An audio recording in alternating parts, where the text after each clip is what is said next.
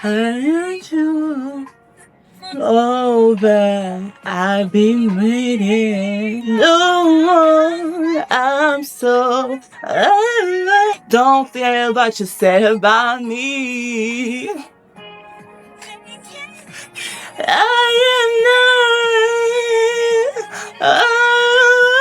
I love the song, guys. On va appliquer un petit peu de blues parce que aujourd'hui on va parler à cœur ouvert. Mais il faut d'abord mettre du blues pour se réveiller. Feel like I'm on dope, 'cause you serve me. Avant de commencer cette vidéo, je vous invite à prendre un stylo, une feuille ou un carnet et à noter tout au long de cette vidéo les réponses aux questions auxquelles je vais répondre. Parce que cette vidéo n'est pas que la mienne, c'est aussi la vôtre. C'est vraiment une vidéo là où je vous invite aussi à faire ce travail avec moi, ce travail de rétrospection de l'année 2025. Dans un coin de ta maison, un coin là où tu peux être seul, tranquille. Reconnecte-toi à ton cerveau et à tout ce qui s'est passé pendant cette année et réponds aux questions auxquelles je vais aussi répondre. Hello! J'espère que vous allez bien. Waouh, ça fait vraiment très youtubeuse, j'aime ça. J'aime sentir que je deviens un peu une youtubeuse là, même si bon, pardonnez ma population, la consistance, c'est quelque chose que je vais développer en 2026. Il n'y aura plus de vidéos sorties tous les 2 mois ou les 1 mois, je vais vraiment essayer d'être régulière. Je ne vous promets absolument rien. Je déteste faire des promesses. Je trouve que c'est quelque chose que l'humain ne sait pas faire, tenir des promesses. Donc je ne vais pas faire de promesses. Mais c'est dans mes résolutions 2026 et je vais faire de mon mieux pour le faire. Aujourd'hui, on va parler à cœur ouvert. On va surtout répondre à des questions à cœur ouvert. Vous allez vous dire, mais de quelles questions tu parles? J'étais en train de scroller sur mon Instagram et je suis tombée sur le réel d'une fille. Donc je vais mettre son Instagram juste ici. En allant dans la description, je suis tombée sur des questions qu'elle a posées qui vont nous permettre en fait de faire une rétrospection de toute l'année 2025. Et c'est des questions que j'ai trouvées super intéressantes et surtout je trouvais que c'était des belles questions, des questions vraiment qui permettaient de rentrer en profondeur sur ce qui a été établi pendant cette année 2025. Et je me suis dit, Fabiola, allez, tu vas y répondre, mais ce serait dommage d'y répondre seule, sachant que ça peut aussi aider pas mal de personnes. Donc je vais aussi vous mettre dedans aussi. On va, toi et moi qui me regardent, il faut que je me décide si je vous vois ou si je tutoie. Il faut que je me décide aussi. Du coup, je pense que je vais aller dans le tutoiement parce que ça me permet de garder une certaine proximité avec toi. Il faut savoir que j'ai déjà commencé à répondre aux questions. Voilà, je me suis posé hier, je me suis dit, en fait, c'est des questions tellement profondes que je me suis dit, attends, faut vraiment que je me pose, parce que moi, je me connais, j'ai tellement trop de choses dans la tête que est-ce que je vais y répondre de la manière la plus brève possible, mais tout en étant dans l'essentiel. Qui ou quoi a drainé ton énergie en 2025 et pourquoi l'as-tu laissé faire? Ce qui a drainé mon énergie en 2025, c'est un contrôle excessif. C'est vraiment vouloir contrôler excessivement des choses que je ne peux pas contrôler. Vouloir ne plus faire face à ces sentiments qui sont hors de ma portée, c'est ce qui a le plus drainé mon énergie en 2025. Et pourquoi je l'ai laissé faire? Eh bien, je ne pourrais pas vous le dire. Je pense que c'est par ego, je pense que c'est par une pensée excessive qui ressort de mon mental et aussi de mes idéaux. Bref, en tout cas, c'est pas en vrai une personne qui a drainé mon énergie, c'est moi-même qui me suis drainé mon énergie avec un contrôle excessif, mais que j'ai décidé de laisser en 2025. Il y a des choses que je ne peux pas contrôler malheureusement, et je l'ai bien compris cette année, et je l'accepte. Qu'est-ce qui t'a apporté une vraie paix ou une vraie joie cette année, et que veux-tu absolument protéger? Ouh, ce qui m'a apporté une vraie paix cette année, c'est Dieu. Je pense que Dieu a été vraiment le sujet principal de ma paix cette année. Ce qui m'a apporté une vraie joie, je dirais aussi mon entourage. J'ai réalisé que j'avais vraiment un entourage en or, que l'amour que je donnais aux gens, on me le donnait tout autant. Je n'avais jamais autant réalisé à quel point mon entourage était incroyable, à quel point j'avais vraiment des parents qui m'aiment et qui sont vraiment là pour moi. J'avais des frères aussi qui sont là aussi, qui m'aiment aussi. Enfin, et même au niveau de mes copines, j'ai vraiment des copines qui m'ont surpris dans leur manière d'être présentes pour moi. Et ça m'a fait vraiment du bien de me sentir aussi soutenue, de me sentir aussi portée, aussi aimée. Enfin, franchement, cette année, j'ai vraiment réalisé que j'avais vraiment un entourage en or. Parce que même dans les épreuves là où j'étais vraiment au plus bas, et bah, j'ai vraiment eu un soutien. Je pense que c'est important aussi d'avoir aussi un entourage présent aussi pour nous et j'ai vraiment ressenti la présence de mon entourage. C'est quelque chose pour laquelle je suis énormément reconnaissante envers Dieu parce que je sais que beaucoup n'ont pas cette bénédiction-là et en fait que cette bénédiction-là vous localise d'avoir un entourage en or parce que ça aide énormément. Gros big love sur mon entourage, big love sur ma maman que j'aime de tout mon cœur. Big love sur mes petits frères, sur mon père. Big love sur everyone. I love you. Je veux vraiment protéger mon entourage, protéger aussi cette relation que j'ai bâtie avec Dieu cette année, qui s'est 10 fois plus renforcée par les épreuves auxquelles j'ai dû faire face. Je veux vraiment protéger ça, ma relation avec Dieu, l'entourage que j'ai aujourd'hui. Qu'est-ce que cette année t'a appris sur l'amour, dans tes relations, tes amitiés et avec toi-même? Choisis ceux qui te choisissent. Clair, net et précis. L'amour, je pense que vous l'avez souvent entendu, mais c'est quelque chose qui est réel. L'amour, c'est un choix.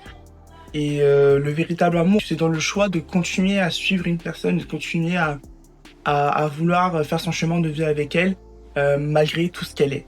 C'est de la prendre comme elle est, dans son entièreté, et de vouloir continuer ton chemin de vie avec elle, que ce soit dans les relations amicales ou dans les relations amoureuses.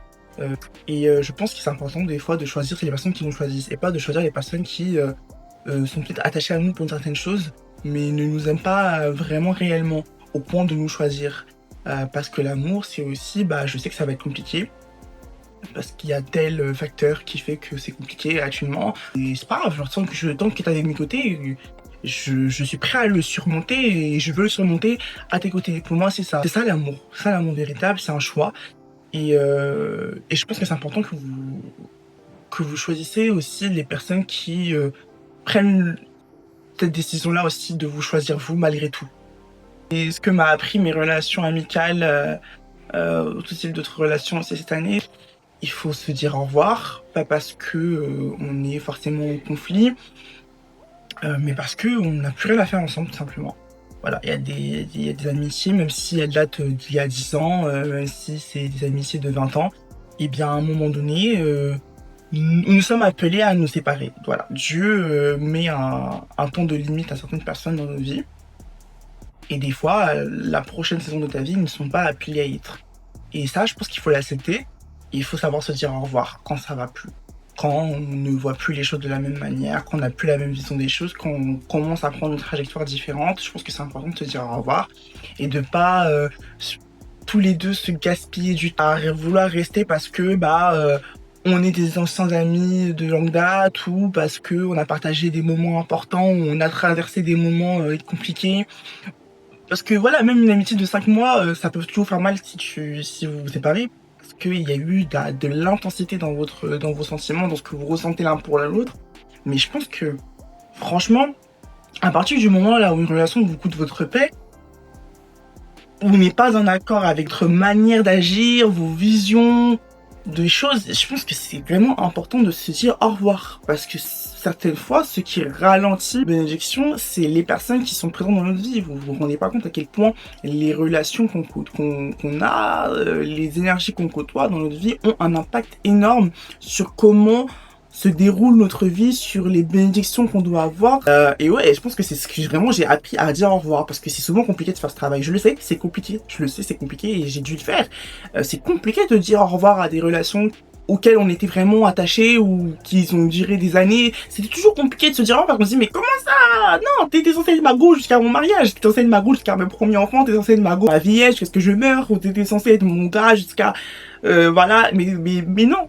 Non, en fait. Et c'est compliqué quand tu t'es même idéalisé avec cette personne-là dans un futur proche, mais il faut accepter que là, au moment où on part, un au revoir est nécessaire, peut-être pour se retrouver plus tard, ou peut-être pour ne pas se retrouver, mais dans tous les cas, c'est nécessaire aujourd'hui pour votre paix, et je vais vous dire un truc, priorisez toujours votre paix. Je pense que là, ce que je ne suis plus prêt à confondre avec l'amour, c'est l'attention que des personnes ont sur moi par rapport à ce que je les fais ressentir.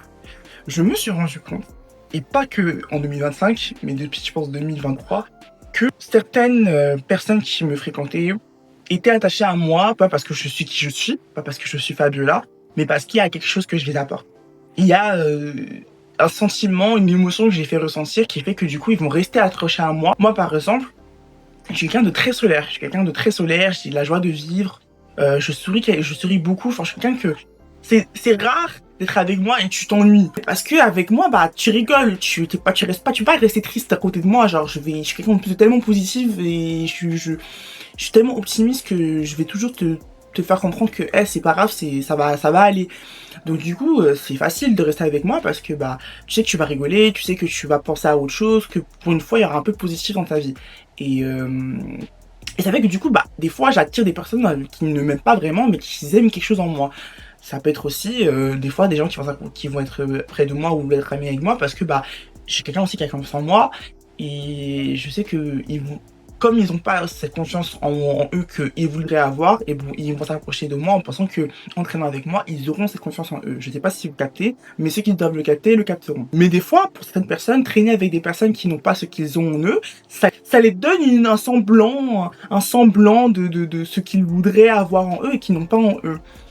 Et c'est important que vous distinguez cet attachement-là qui n'est pas de l'amour, mais qui est de l'attachement, mais qui va se révéler très trompeur. Ça veut dire que demain, si vous vous sentez pas forcément bien, ces personnes-là, ça sera les premiers à vous lâcher. Parce qu'ils ne saisissent pas l'intensité de la personne que vous êtes, parce ils ne sont pas proches de vous par rapport à la personne que vous êtes. Ils sont proches de vous parce qu'il y a quelque chose en vous, une certaine aura en vous, un certain truc en vous qui font qu'ils sont là. Mais si demain vous le perdez, ils seront plus là. Là, je vous ai parlé de critères de personnalité, mais ça peut être aussi parce que vous avez un certain statut, parce que vous êtes l'enfant d'un tel. Et cette année, moi, j'ai appris que bah, cet attachement-là, ce n'est pas de l'amour. C'est un attachement, oui, certes, mais c'est un attachement qui est superficiel. Quel moment ou quelle expérience t'ont le plus transformé cette année? En quoi ont-ils changé ta façon de te voir ou de prioriser ta vie? Je pense que le premier moment qui m'a le plus transformé cette année, c'est le moment là où je me suis retrouvée à ça de perdre mon année parce que je n'avais pas trouvé de stage. Je devais trouver un stage pour décembre. Et décembre est passé, janvier est passé, février est passé, mars est passé, j'ai toujours pas de stage. Sauf qu'à un moment donné, il y a une certaine limite de stage que tu dois faire, de limite aussi pour rendre, faire appel à un rapport de stage, etc. et tout, pour que du coup ton stage soit validé, que tu puisses valider ton année. Et moi j'ai galéré à trouver un stage. Vous, c'est juste un stage en communication. Hein. J'ai galéré à trouver un stage. Et surtout que moi aussi je voulais vraiment faire mon stage dans la mode et je veux d'ailleurs toujours faire un stage dans la mode. Gros disclaimer, je suis à la recherche d'un stage dans la mode pour une durée de 6 mois.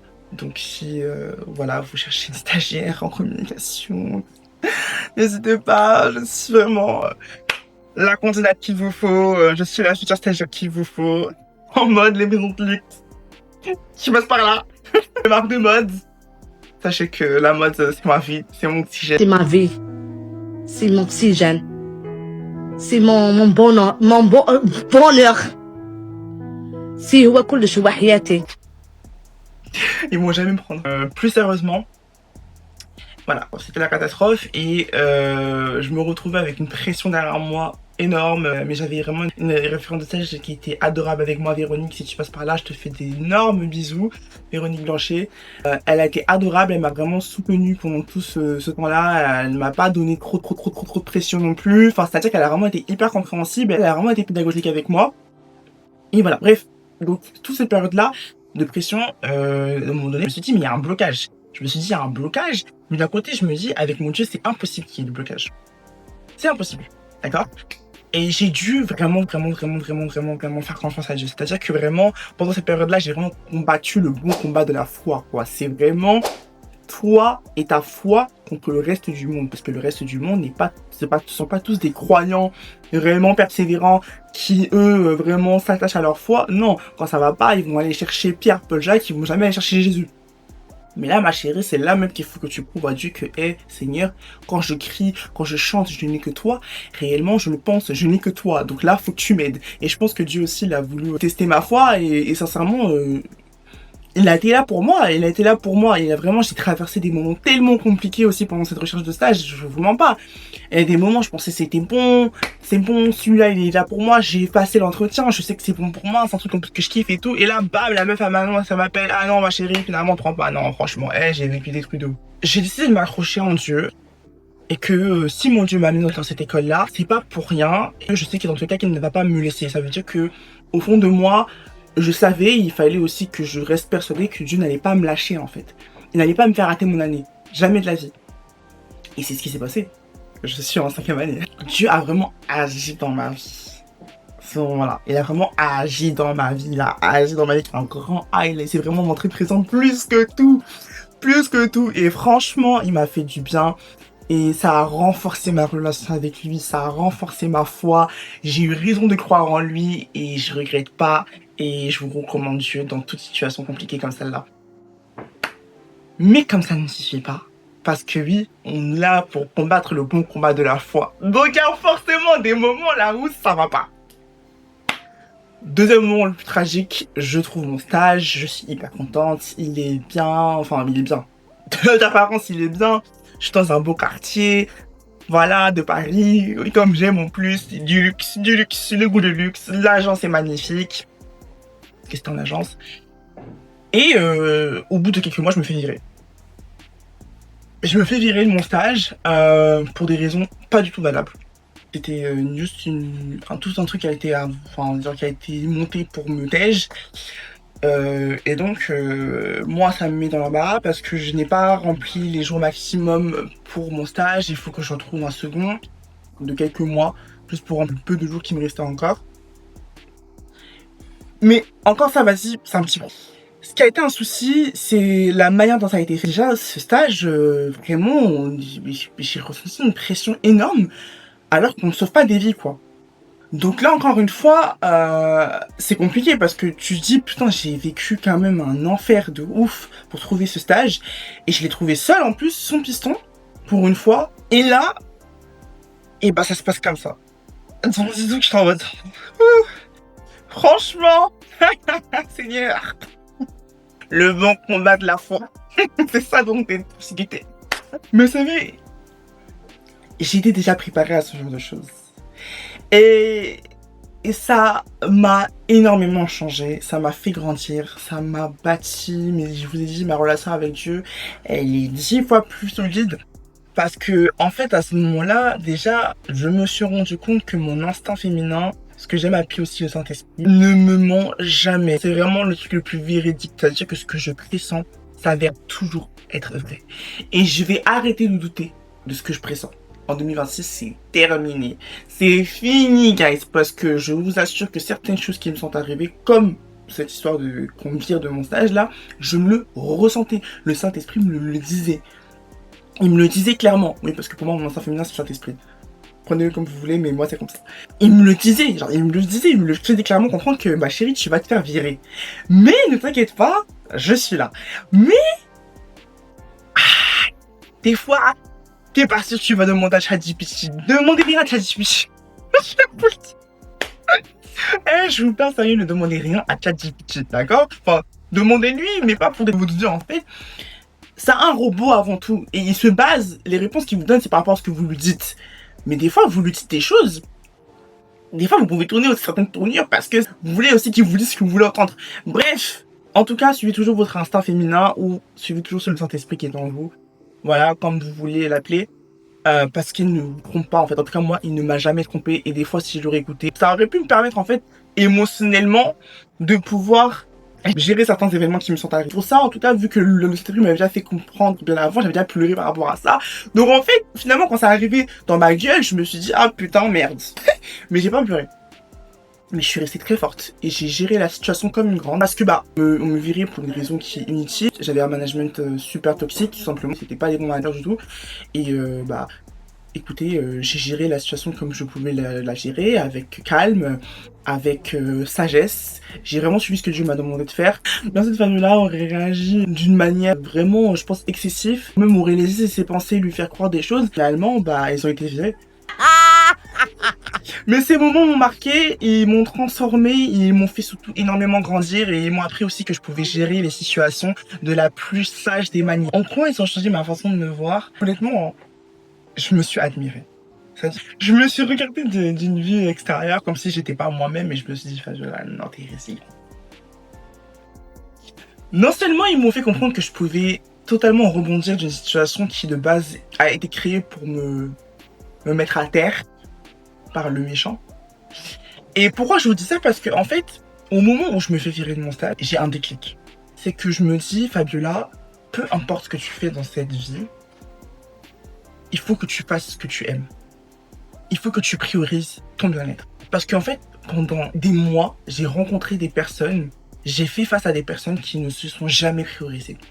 Qui ont même priorisé leur boulot avant eux. Même. Et aujourd'hui, j'ai vu comment ils étaient aigris, comment l'aigreur les remplissait. Tellement ils ne faisaient pas ce qu'ils aimaient. Mais qu'ils se conditionnaient à faire ce taf, conditionnés à être dedans. Ils créaient un semblant de bien-être alors qu'au fond, ils n'étaient pas bien, ils ne se sentaient pas bien. Et en fait, ce mal-être, il le faisait retomber sur moi qui me sentais bien dans ma peau. Et je me suis dit que je n'ai pas envie de devenir ce genre de personne. Et vraiment, ça a été le meilleur déclic de ma vie. Parce que après ça, je me suis dit, Fabiola, tu vas faire ce que tu aimes. J'aime raconter, pas forcément ma vie, mais en gros, j'aime parler, j'aime le concept de créer du contenu, de parler aux gens, de conseiller les gens, j'aime ça. Et je me suis dit, Fabiola, en fait, là, t'as trop tourné autour du pot. Parce que c'est pas comme si les réseaux sociaux, c'est pas un truc que j'ai créé hier. Les réseaux sociaux, c'est des trucs que j'ai depuis des années. Ma chaîne YouTube, c'est un réseau social auquel j'ai envie de m'investir depuis des années. Mais j'avais des peurs, j'avais des blocages, je me retenais. Non, je sais pas, mais... Et à un moment donné, j'ai honte de parler sur les réseaux, et à un moment donné, j'ai honte de montrer ma personnalité, et toutes mes copines me disaient, Fabiola, franchement, tout ce que tu fais dans ta story privée, tu devrais grave le faire sur TikTok, ça marcherait trop, ta personnalité, elle est ça, et je le faisais pas. J'osais pas, je réfléchissais trop. Et moi, on m'a viré de mon stage, je me suis dit, Fabiola, c'est fini, tu vas le faire sérieusement. Là, tu vas te lancer sérieusement. Vraiment, tu vas te lancer sérieusement, tu vas vraiment commencer à poster régulièrement parce que c'est ce que tu aimes. Et j'ai commencé à faire ce que j'aime et honnêtement, ça a bien marché. Je dis pas que je pète la forme parce que, encore une fois, je suis un peu régulière. C'est ça mon problème. Mais j'ai eu des résultats. Dieu est en train de me confirmer que là, Fabiola, c'est ce que tu dois faire. Regarde comment tu es excellente, parce que tu aimes faire finalement. Que cette expérience vous serve aussi. Sincèrement, ça a été un mal pour un bien. Il faut que vous ayez conscience en votre échec. Il faut que vous aimez votre échec. Quelle était la chose la plus difficile que tu as portée ou surmontée cette année, surtout en silence? Et que cela relève-t-il de ta résilience? Là, on rentre dans les secrets. Qu'est-ce que j'ai écrit? La chose la plus compliquée que j'ai portée cette année d'apprendre à accepter l'absence et le silence de l'être aimé. Je suis tombée amoureuse. Voilà, et pas pour des lol, pas pour des lol cette fois-ci, parce que j'avais l'habitude de le dire avant, comme ça. Oh, je suis tombée amoureuse, mais c'était juste des crushs. Mais là, c'est réel, là, c'est bien réel. Là, ce qui m'est arrivé, c'est que vraiment, je suis tombée amoureuse en 2024, et en fait, je me suis rendu compte que j'étais vraiment amoureuse de cette personne en septembre 2024, enfin avant de l'année, et c'est vraiment en 2025 que j'ai dû m'y faire à toutes ces émotions, parce que quand tu tombes amoureux d'une personne, c'est il y a des émotions fortes qui sont en toi, et c'est c'est pas des lol. C'est pas des lol, c'est pas pour les pécho. Et en fait, quand tu tombes amoureuse d'un homme alors que de base t'es une hater des hommes, c'est genre waouh, quand je vous dis c'est compliqué, même en fait de dire que j'étais amoureuse avant, c'était compliqué pour moi de l'assumer, parce que des fois que genre comment ça un homme il est venu, genre il a mon cœur, genre merde. Mais dans l'amour, il faut savoir accepter certaines choses, parce que l'amour supporte tout. L'amour est surtout patient. Voilà. Petit clin d'œil à 13 Corinthiens 10, si je me trompe pas. Et quand tu aimes une personne, il faut beaucoup de patience. Je vous le dis tout de suite, pour mes futurs amoureux, ce qui a été le plus compliqué pour moi, c'est que cette relation, elle tombe pas forcément au bon moment. C'est-à-dire que cet homme, je l'aime, mais je pense pas que... Enfin, c'est pas le bon moment pour nous. Il y a des trucs qu'il faut encore que je pense que chacun d'entre nous on travaille. Et c'est clairement ce que Dieu m'a fait comprendre. Et vous voyez, là je compte à faire mes rien, parce qu'en fait c'est hyper délicat. Il y a des trucs qu'il faut que cet homme règle avec lui-même. Aujourd'hui, c'est pas forcément l'homme que je souhaite avoir. Enfin, c'est pas comme ça que je vois mon mari, mais je l'aime. Voilà, je l'aime. Je l'aime, vraiment, j'en suis sûre, et je l'ai choisi en fait en soi. Genre, je suis prête à surmonter quoi qu'il soit avec lui, mais vous savez, pour surmonter certaines choses, surtout quand on parle d'un mariage et tout, parce que c'est clairement comme ça que je vois les choses. Parce que moi je date to marry, hein. Mais du coup, il y a certaines qualités qu'il faut avoir pour pouvoir surmonter certaines choses. et surtout dans un mariage. Et c'est-à-dire que pour ça, il faut aussi faire un vrai travail sur soi. Il faut savoir guérir de certaines choses pour ne pas apporter avec nous nos traumatismes dans notre couple, dans notre mariage, sur nos enfants. En fait, je pense pas que tu peux construire quoi que ce soit de solide si le développement personnel n'est pas fait, n'est pas correctement fait, sur ta guérison n'est pas faite. Ça va créer énormément de blocages qui vont créer d'autres choses qui vont à la fin ne plus être remplaçables. Et pour créer un mariage solide, je préfère, s'il faut avoir 10 années de ma vie à travailler sur moi-même, 10 années de ma vie pour que l'homme que j'aime travaille sur lui-même, je préfère passer par là, même si c'est super dur. Et que c'est ça le point dans lequel je voulais arriver, c'est que je pense que aimer une personne et savoir que cette personne-là est faite pour toi vraiment, c'est-à-dire que... Genre... J'en ai pas émotionnel. C'était pas ce qui était censé se passer. Je sais que cette personne est faite pour moi, ça veut dire que... En fait, notre amour, il est tellement pas superficiel. L'amour que j'ai pour cet homme-là, je sais que c'est rien de superficiel. Je sais que j'ai juste aimé la personne qu'il est, en fait. J'ai juste aimé la personne qu'il est, parce qu'au début même, je voulais même pas. C'est vrai que, en fait, j'ai tellement fui ce que je ressentais pour lui, parce que, en fait, c'est pas quelqu'un qui... Je le voyais déjà arriver. Vous voyez quand vous rencontrez une personne et que c'est pas forcément votre style. Après moi je suis pas quelqu'un qui a un style d'homme, mais déjà physiquement c'est pas forcément le genre d'homme qui vous attire. Et en plus de ça, bah au niveau... En fait il est bien au niveau du caractère, vous l'aimez bien, mais vous savez qu'il y a des problèmes, vous savez qu'il a des petits blocages, il a des petits trucs où vous ressentez son énergie, vous savez, surtout je pense qu'il y a des personnes spirituelles pour me comprendre, vous ressentez qu'il y a quelque chose qui est encore pas construit en lui. Mais malheureusement l'amour c'est quelque chose qui arrive comme ça. Ça arrive soudainement, mais quand ça arrive c'est une évidence. Et moi cet homme c'est mon évidence, parce que c'est avec lui que je me sens bien. C'est avec lui que je me sens bien, c'est avec lui que je me sens comprise, c'est avec lui que j'ai vécu des moments vraiment, ça veut dire que les moments les plus banals de ma vie, mais ça a été des moments forts pour moi, parce que pour une fois je me sentais comprise, pour une fois je me sentais écoutée. Il n'y a pas eu de love bombing, je sais pas quoi, c'est juste deux personnes qui se rencontrent et qui... Et en fait, synchronisation en fait, et ça a tellement été spirituel que... Eh bien, quand tu te retrouves avec cette distance, là où on se parle plus, on n'a plus aucun contact, et en fait on s'est presque quitté comme si en mode de rien n'était, alors qu'au fond c'est tellement profond, ça fait mal. L'absence fait mal. L'absence fait mal parce que l'absence se ressent en fait. Et l'absence, moi, m'a beaucoup impacté parce que j'avais du mal à manager cette absence en fait. J'avais trop du mal à manager, mais je me disais, si c'est pas ça, Seigneur, faut que tu me fasses l'oublier. Alors pourquoi il est encore dans ma tête, pourquoi en plus il y a trop de choses à régler avec lui-même, donc pourquoi ma chérie, toi-même tu as des choses à régler quand même avec. Entre temps, cet homme disparaît. Dans tout cas, il disparaîtra jamais. Tu l'aimes et ça, je n'ai aucun doute par rapport à ça, et je sais que c'est vrai, c'est réel, c'est profond, c'est spirituel comme je vous le dis, parce que c'est pas comme si c'est un homme que j'ai touché, c'est pas comme si c'est un homme avec qui... Mais ce lien, il est là. Mes copines ne le savent pas parce que j'ai pas forcément parlé de ça, mais c'est quelque chose qui m'a beaucoup impacté. Cette absence de la personne que j'aime, ne plus pouvoir lui parler, plus pouvoir rigoler avec lui, plus pouvoir être avec lui, sachant qu'avant j'étais tout le temps avec lui. Parce qu'en fait on travaillait au même endroit. Voilà, pour vous brécher un peu l'histoire sans vous la briefer, parce que je suis pas là pour raconter cette histoire en soi, mais juste pour vous raconter ce qui m'a impacté. Et ne plus pouvoir être avec lui, ne plus pouvoir lui parler. Des fois, vous savez, il m'a arrivé des trucs, je me dis mais putain, en fait lui il m'aurait compris, genre tu vois. Mais là par exemple, y a personne qui me comprend. Genre, il y en a que lui, je lui aurais parlé, il m'aurait compris. Donc du moins il aurait cherché à me comprendre. Ce truc émotionnel qui était qu'avec lui, tu sens qu'il y a un vide. Et ce vide là il est compliqué à accepter, à endosser quand c'est la première fois que tu le ressens. C'est compliqué.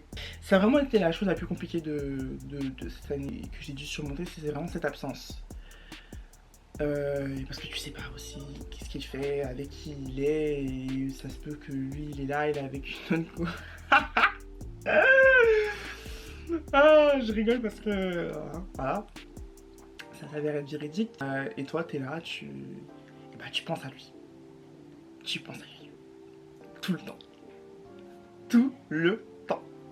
Tout le temps. Every day. Every day. Every night. Avant, les gens qui parlaient d'amour, Ouais, bon, je trouve qu'ils exagèrent un petit peu. Je suis désolé. Pardonnez-moi, je suis désolé. Je vous respecte aujourd'hui. Vous avez raison. Une personne que tu aimes, elle traverse son esprit, mais tout le temps, genre, c'est un truc de ouf, c'est un truc de malade. Je veux pas vous dire que je rêve de lui tout le temps, c'est archi faux, mais par contre, ouais, il est là, tout le temps. Et t'as ça qui va te rappeler lui, et t'as ça qui va... Non, c'est dingue. Il faut l'accepter, que c'est pas le bon moment. Si cette personne-là, bah, peut-être que c'est juste un passage dans ta vie, et que peut-être qu'à un moment donné, tu vas juste l'oublier, et que Dieu veut juste que tu pries pour lui, enfin... C'était là ce qui se passe maintenant, que même si cette personne-là tu l'aimes, et bien, ce n'est pas le bon moment. Et il faut accepter aussi qu'il n'y a pas de bon moment. Donc c'était vraiment la chose la plus compliquée que j'ai dû surmonter cette année. Mais aujourd'hui ça va mieux. J'étais dans un état très critique en fin de 2024, début 2025. Mais j'ai accepté en fait. J'ai accepté ce qui se passe.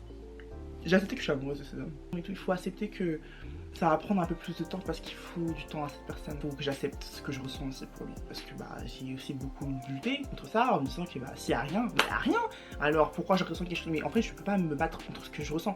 C'est là. C'est-à-dire que même si je ne veux pas penser à lui, et bah si tu dois penser à lui, je penserai à lui. Mais entre temps, je ne peux pas bloquer ma vie. Entre temps, je ne peux pas me morfondre tous les jours sur ce que je ressens. C'est là, c'est là. Tranquille. Ce que je veux aussi du coup dire à toute personne qui peut être dans le même problème que moi, c'est ma chérie, mon chéri. Pour les garçons aussi, parce que vous aussi vous ressentez des choses. Ça sert à rien de lutter contre ce que tu ressens. Ça sert à rien, je vous le dis tout de suite, hein. Et qui doit se retrouvera dans tous les cas. Donc ça sert à rien de lutter contre ce que tu ressens. En fait, plus tu vas lutter contre ce que tu ressens, plus tu auras encore plus de sentiments. Donc vraiment, ne luttez pas contre un amour, surtout si c'est Dieu qui a mis ça en vous. Ne luttez pas contre ça, acceptez-le et faites ce que vous devez faire. Je parle à mes personnes qui sont spirituelles, qui prient, qui ont une relation avec Dieu. Franchement, priez pour la personne que Dieu a mis dans votre cœur. Et croyez fortement que dans tous les cas, vous aurez toujours ce qu'il y a de plus mieux. Moi, c'est ce qui me permet de garder vraiment les pédales. C'est que même si c'est la personne que je veux le plus au monde là aujourd'hui, et bien, s'il doit revenir, il reviendra déjà en mieux. Donc c'est jackpot pour moi. Et si c'est pas lui, et ben dans tous les cas, j'aurai quand même un mari de ouf. Dans tous les cas. Dans tous les cas, en fait. So, all the glory goes to the Lord. Et en tout cas, la raison, c'est ce que j'ai appris cette année. Et honnêtement, je tiens bien. J'ai failli faire des erreurs, mais je m'en sors bien. Je m'en sors bien. Donc, je suis fier de moi. Parce que je lâche pas. Je lâche pas et je parle pas d'amour là. Je parle de tout. Je parle vraiment de tout domaine, pas que dans l'amour. Je lâche pas.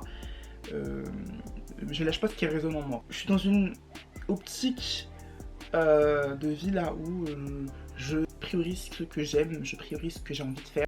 Si 2025 était un chapitre de ton histoire, comment l'appellerais-tu et que voudrais-tu que 2026 représente? Je pense que je l'appellerais la transition. La transition parce que cette année 2025, je suis vraiment passée par une transition. Et c'est pas fini. Mais je pense que toute cette transition-là, cette transformation de mon être, cette réalisation de certaines choses m'ont impacté parce qu'elles ont changé ma manière de penser, elles ont changé ma manière de procéder, elles ont changé ma vision des choses. Et je peux vous assurer que je ne suis pas la Fabiola de 2024. Je ne suis pas la Fabiola qui a quitté 2024. Je suis une personne qui est vraiment, qui a upgrade, mise à jour. C'est ça.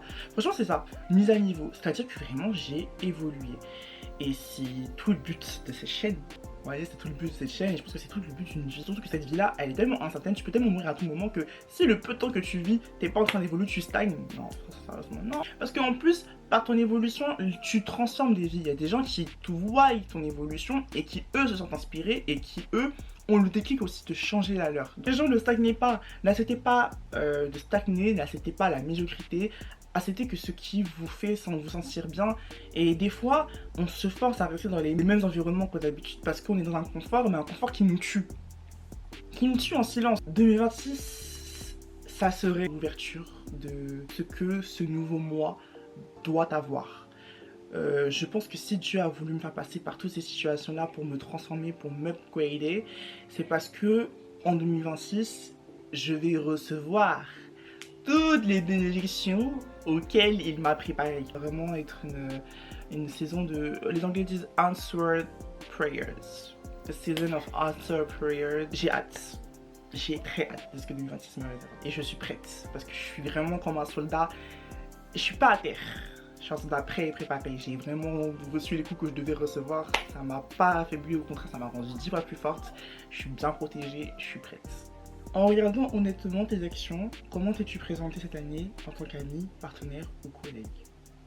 Honnêtement, je pense que cette année, j'ai vraiment été l'une des plus grandes supportrices de mes copines. J'ai été très présente dans leurs projets. J'ai essayé de les soutenir comme je pouvais les soutenir.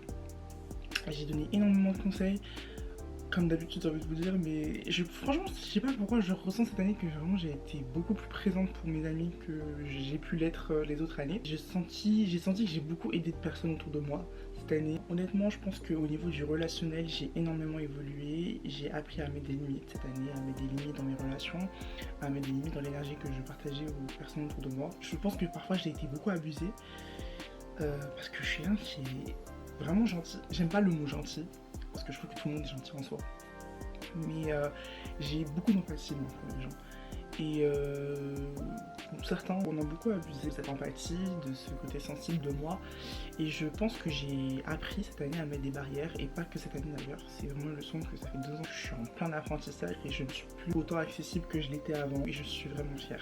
Ne veut pas dire que je suis pas sympathique ou que vous ne pouvez pas m'approcher, non du tout. Il y a un vrai problème d'attachement. Avant je m'attachais très vite aux gens, et honnêtement c'est un point sur lequel j'ai beaucoup travaillé, et aujourd'hui ça va beaucoup mieux.